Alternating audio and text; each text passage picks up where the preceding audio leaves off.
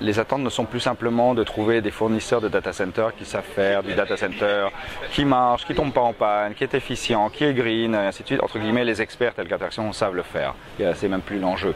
La problématique maintenant, c'est d'accompagner nos clients dans la transformation de leur IT, qui ne va pas se faire en 24 heures, qui va prendre 6, 7, 8 ans. Pour toutes les entreprises qui vont vers cette migration, notamment sur le cloud.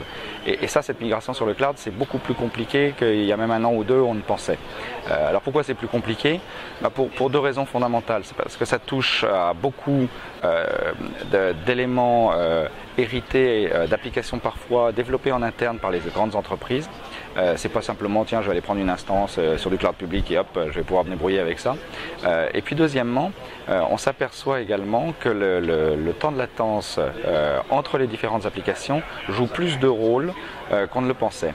Si on veut aller chercher de la sécurité, si on veut aller chercher de l'intégration, si on veut aller chercher des applications avec de l'enrichissement de contenu, eh bien, il faut avoir un écosystème autour de nous. Et l'enjeu d'Interxion, sûrement d'un certain nombre d'autres acteurs, mais en tout cas pour nous, clairement identifié, c'est d'une conscience très tournée vers le produit, le data center.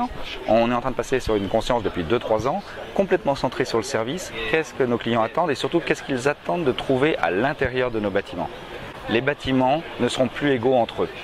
Peut-être même qu'on aura certains bâtiments du même acteur, tel qu'Interxion, qui seront plus ou moins sexy, plus ou moins attractifs pour les clients. Il y a quelque chose, en revanche, là, sur les 15 dernières années, qui n'a pas changé. La neutralité est un élément clé de la séduction du client. Ils ne veulent pas qu'on dépende d'un opérateur, ils ne veulent pas qu'on dépende d'un acteur de l'informatique, d'un fournisseur de hardware ou de software en particulier. Ils veulent pouvoir faire leur marché. Bien sûr, tout ce qui est lié au contenu, en général, depuis la création de contenu, la diffusion de contenu, l'agrégation, l'enrichissement de contenu, c'est un driver, comme on dit en anglais, extrêmement prépondérant chez nous. Et donc à travers nos clients. Marseille a toujours été une ville de transit télécom.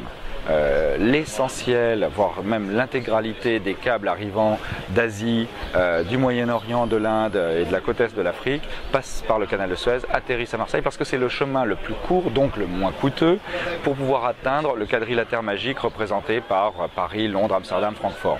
Avec la migration sur les nouvelles applications, la vidéo et surtout les usages en Afrique du Nord, en Afrique et au Moyen-Orient, se mettent en place des nouveaux câbles sous-marins avec des capacités massives. On va avec deux câbles qui arrivent, faits par des consortiums d'opérateurs qui arrivent sur l'année 2016, quasiment doubler ce qui a été installé en 20 ans sur Marseille. Alors non seulement on augmente considérablement la taille du tuyau, mais en plus, la nouvelle technologie des câbles permet d'abaisser encore une fois ce fameux temps de latence qu'on évoquait. Et si on abaisse le temps de latence, alors des services vont pouvoir être distribués depuis Marseille pour atteindre Casablanca, Le Caire, Tunis, peut-être même jusqu'à la péninsule arabique, dans des millisecondes qui seront peut-être des fois pour certains, dans certaines applications, inférieurs au temps qu'on a entre Marseille et Paris.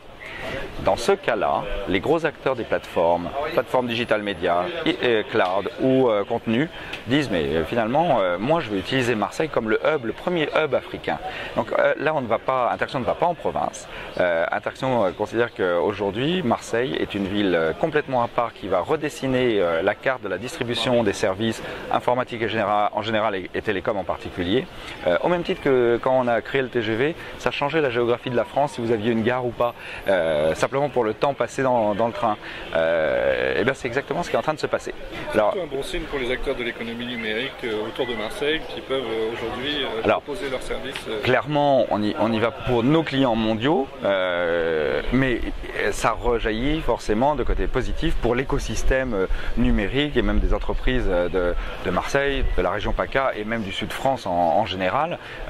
On a effectivement acquis un bâtiment où il y avait déjà 80 opérateurs que la télécom, un énorme nœud de connectivité sur lequel on réalise 45 millions d'euros d'investissement, donc c'est un investissement assez majeur pour pouvoir offrir justement, et qui peut le plus peut le moins, forcément si des tas d'acteurs du digital média américain ou chinois sont prêts à venir s'installer à Marseille et le font avec nous depuis août 2014 dernier, alors forcément peut-être des acteurs locaux qui sont aussi nos clients et ils trouvent un certain nombre de bénéfices. On a la chance en France de se retrouver du coup avec, grâce à notre géographie très particulière, d'avoir 2 villes qui, parmi les 5 villes qui vont finalement être intéressantes.